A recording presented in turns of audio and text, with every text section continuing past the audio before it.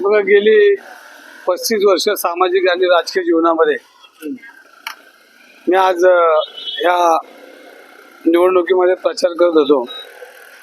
तर प्रचाराचा भाग वेगळा आणि 35 वर्षाची जी कौटुंबिक नाती निर्माण झाली त्याच्यामध्ये प्रचार करता करता हीच आठवणी आल्या. एक परिवार म्हणून, एक कुटुंबातला सदस्य म्हणून ही चर्चा जास्त रंगत होती आणि सगळ्यात समाधान झालं की आयुष्यामध्ये आपण काय कमवलं तर माणसं कमवली. आणि या 35 वर्षामध्ये प्रत्येक घरात गेल्यानंतर माझं नाव सांगायला नाही लागलं. कुठे गेलो तरी धंगेकर काकाले, भाऊ आला आणि जी नाती निर्माण झाली त्या नात्यांमध्ये आता निवडणूक बाकीची प्रक्रिया ही हा सिस्टीमचा भाग आहे. परंतु जो मला आनंद मिळाला, जे प्रेम मिळालं, जे सहवास मिळाला आणि माझ्यासारख्या सर्वसामान्य कार्यकर्त्याला, या गल्लीत मी राहणारा कार्यकर्ता, त्याला लोकसभेपर्यंत या जनतेने मला लोकसभेपर्यंत निवडणुकीला त्यांच्याच आशीर्वादावर मी पोहोचलो.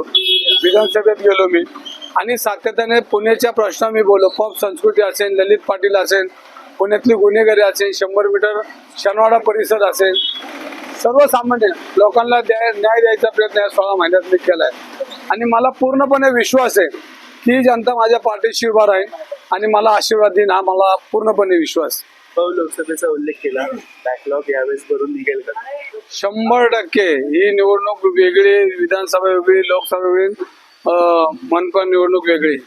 तर ही निवडणूक अत्यंत चांगल्या पद्धतीनं तुम्हाला होताना दिसेल आणि माझ्या पदरात ही जनता यश टाकेल, हा माझा विश्वास आहे.